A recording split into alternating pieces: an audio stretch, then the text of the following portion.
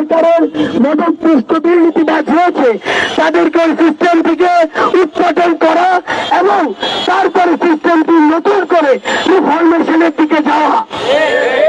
সেই জায়গাটিতে আমরা গতকালকে লক্ষ্য করেছি আনসার বাহিনীর নাম করে কিছু সন্ত্রাসী সদস্য, আমরা বিশ্বাস করি ওখানে যারা ছিল তারা আনসার বাহিনীর সদস্য নয়, তারা হচ্ছে আনসার লীগের সদস্য, যারা তাদের সময় জনগণকে সেবা না দিয়ে ওই লীগকে সেবা দিয়ে এসেছে, যারা যোগ্যতার ভিত্তিতে সংস্থানটিতে না এসে লীগের তোষামত করে তা চেতে ওইখানে এসেছিল।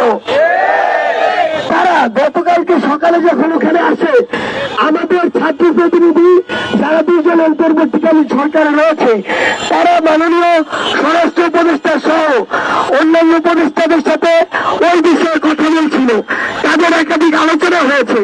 এরপরে আমি এবং হাসনাত আব্দুল্লাহ আমাদের স্বাস্থ্য এবং আমাদের যারা আহত ও শহীদ ভাইরা রয়েছেন তাদের বিষয়ে কথা বলতে মাননীয় স্বাস্থ্য উপদেষ্টার কাছে যাই এবং আমরা যখন বাইরে ওই কিছু আনসার সদস্যদেরকে দেখি আমরা তখন তাদের বিষয়ে কথা বলতে মাননীয় স্বরাষ্ট্র উপদেষ্টার কাছে যাই। অর্থাৎ ছাত্র জনতা যে কোনো সময় বাংলাদেশের নাগরিকের যে কোনো দাবির জন্য সেটি শুনতে প্রস্তুত এবং সেটি আলোচনা করতে প্রস্তুত, কিন্তু আমরা যখন তাদের একটি টিম সচিবালয়ের ভিতরে নিয়ে এসে সকলের সাথে কথা বলার ব্যবস্থা করলাম, দুপুরে একবার কথা হয়েছে, সন্ধ্যা একবার কথা হয়েছে, তারা কনভিন্স হয়, তাদের অধিকাংশ দাবি মেনে নেওয়া হয় এবং বাকি দাবিগুলোর জন্য ব্যক্তিগত বিবেচনায় কিছু সময় চাওয়া হয়।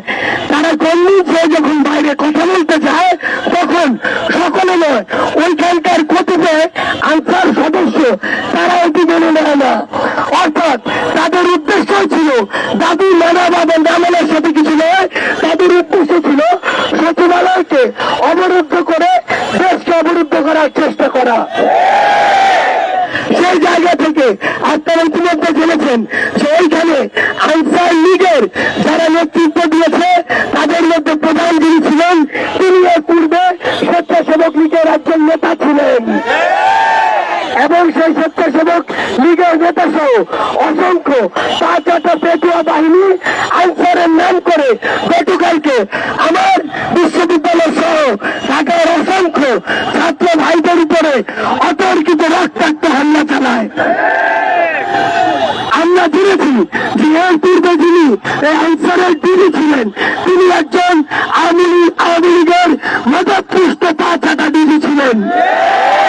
আমরা আমাদের জায়গা থেকে স্পষ্ট করে বলতে চাই ওই পাঁচটা ডিজিকে এই ছাত্রদের উপরে রক্তাক্ত হামলার জন্য অবশ্যই বিচারের আওতায় আনতে হবে।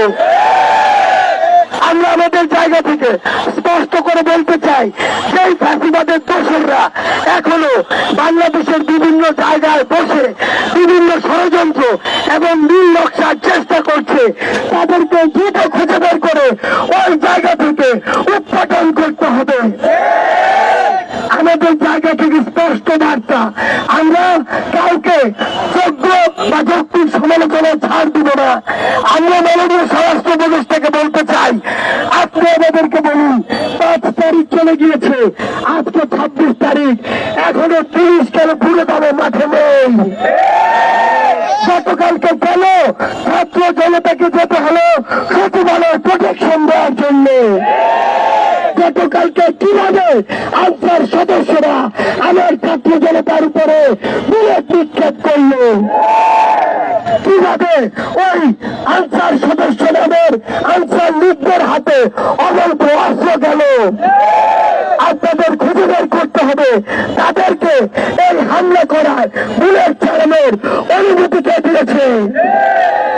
আমাদের জায়গা থেকে স্পষ্ট বার্তা, অন্তর্বর্তীকালীন সরকারের কোন একজন উপদেষ্টা যদি তার দায়িত্ব পালনে নিজেকে যথেষ্ট যোগ্য এবং যতটুকু শ্রম দেওয়া প্রয়োজন ততটুকুর উপযুক্ত না মনে করে তাহলে তার নিজে থেকে এর চেয়ে ভালো একজন অপশন খুঁজে দেওয়া উচিত।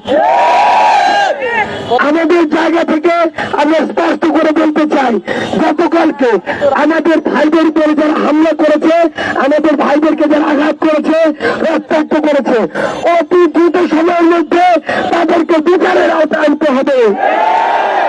যে সকল আনসার লীগের সদস্যরা গতকালকে চক্রান্তের সাথে জড়িত ছিল এবং গতকালকের এই যে প্রোগ্রামটি ছিল এটিকে একটি চক্রান্তে নিয়ে যাওয়ার জন্য যারা ওইখানে সক্রিয় অংশগ্রহণ করেছে তাদেরকে এই সকল প্রকার আনসারের সুযোগ সুবিধা থেকে অব্যাহতি দিতে হবে। এবং সবশেষে আমরা একটু বলবো যে আমাদের জায়গা থেকে স্পষ্ট বার্তা, এই যে 16 বছরে ফ্যাসিস্ট একটি সরকারের মাধ্যমে ফ্যাসিস্ট একটি প্রশাসন গড়ে উঠেছে, সেই ফ্যাসিস্ট প্রশাসন থেকে আওয়ামী লীগের যত দালাল তোষামতকারী যারা রয়েছে তাদেরকে ওই জায়গাগুলো থেকে বহিষ্কার করতে হবে।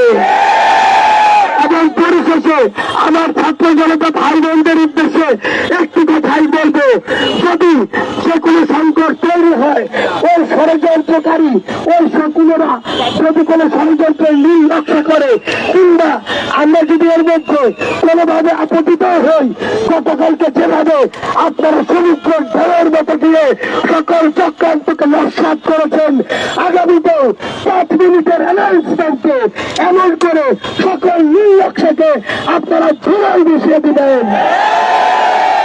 আজকের মতো আমাদের এই বিক্ষোভ সমাবেশ আমরা এখানে শেষ করছি। বৈষম্যবিরোধী ছাত্র আন্দোলনের পক্ষ থেকে সকলকে আবারও সংগ্রামী শুভেচ্ছা।